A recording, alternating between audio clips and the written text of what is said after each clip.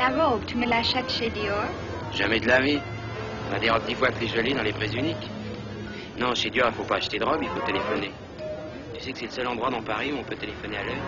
Il y a 12 cabines branchées directement sur les... Et puis, parmi des notes de frais, celle de la fameuse petite robe de prix unique remboursée à Jean-Luc Godard. Le tout agrafé au dos d'une invitation à la projection de Pêcheurs d'Islande 3 mois auparavant. De Pêcheurs d'Islande à bout de souffle, le raccourci est saisissant. Pour Georges de Bourgard, le virage avait dû être sévère.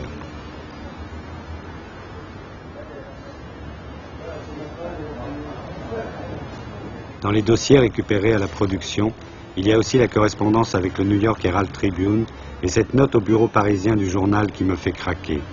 Elle détaille les mensurations de Gene Seberg afin que l'on confectionne pour Patricia, la petite américaine qui vend le New York Herald Tribune sur les champs, un t-shirt à ses mesures. Épaule 40, taille 61, poitrine 85. Mais si Jean est venue tourner ce petit film fauché en France, c'est peut-être aussi parce qu'elle venait d'épouser aux États-Unis un jeune avocat français, François Moreuil, futur cinéaste lui-même et ma foi plutôt joli garçon. Fair play, Godard confiera au mari un petit rôle. Bourgard a l'air d'un gamin, je parle pas de moi. C'était pendant le tournage et ça fait 32 ou 33 ans. Et là, vous attendiez la fin du tournage, Jean? Non, non, je venais quand je ne travaillais pas, de temps en temps, soit l'amener, soit la chercher, soit quand j'avais le temps, mais pas trop souvent. Pourquoi pas trop souvent? Bon, bah parce que j'avais rien à faire de spécial sur ce film, et que j'avais aucune envie d'être le mari d'être Monsieur Seberg. C'était pas du tout ma tasse de thé. Vous aviez quel type d'impression par rapport au tournage quand vous passiez comme ça? Une grande improvisation. À tel point qu'au début, il y a eu des tirages assez sérieux et que le premier jour, elle a même songé à quitter le film. Elle connaissait absolument pas ses méthodes de travail et pour elle, c'était très dépaysant, très déroutant. Et concrètement, qu'est-ce qu'elle vous disait?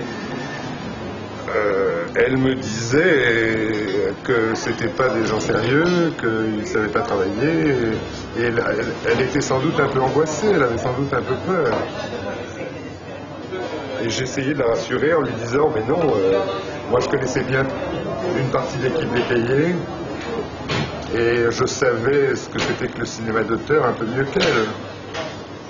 Enfin là, c'était vraiment l'extrême, parce que Godard arrivait le matin avec une feuille de papier, la donnait à Jean en lui disant bah, t'as qu'à regarder ça, parce que l'expression favorite de Godard à l'époque c'était Taka, et on l'appelait comme ça d'ailleurs souvent. Et voilà. Et quand Jean lui posait des questions, lui disait bah, Taka, fais ce que tu veux. C'est de Bourgard ou Godard qui tenait à la présence de Gene Seberg dans ce film-là? Comment ça s'est fait? Je crois que c'était les deux. Je ne sais pas qui a convaincu l'autre le premier, ça je m'en souviens pas parce qu'il y a un peu longtemps. Et je crois que c'était les deux. Il se posait un problème important que j'ai un tout petit peu aidé à résoudre et d'une façon assez drôle. C'est que quand j'ai épousé Jean, elle était encore sous contrat exclusif avec Preminger. Et moi, je voulais bien épouser Gene Seberg, mais sûrement pas Otto Preminger. Comme leur relation était un peu névrotique, un peu difficile, parce que Gene était terrorisé par Preminger, qui avait en plus du contrat et de leur relation l'échec de 2 films. Moi, j'étais jeune avocat dans un cabinet de droit international à New York, et avec mon patron, on a vendu le contrat de Preminger à la Columbia. Mais c'est étrange que Bourgard se soit intéressé comme ça à Jean, avec le type de film qu'il avait produit auparavant. Ça paraît comme un espèce, soit un concours de circonstances, soit un retournement de situation. Non, il faut penser 2 choses. D'abord, Jean était un personnage fantastique. Elle avait un physique tout à fait différent de toutes les actrices de l'époque, 1. Et 2, elle avait bénéficié, que ce soit en mal ou en bien, mais d'une énorme. C'est en partie ça qui a tué le succès des 2 films de Preminger, campagne de publicité mondiale.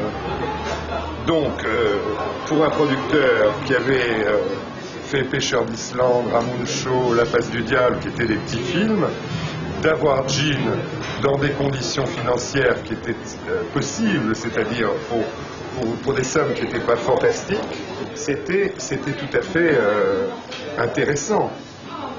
Et ça palliait un peu le fait que Godard était totalement inconnu. Donc sur le plan d'un producteur, c'était tout à fait un calcul tout à fait juste. C'était si différent de ce qu'elle avait connu à Hollywood. Jean avait dû se sentir bien seule. Flong, sa maquilleuse, qui deviendra plus tard sa confidente, me répond par monosyllabes quand je lui téléphone.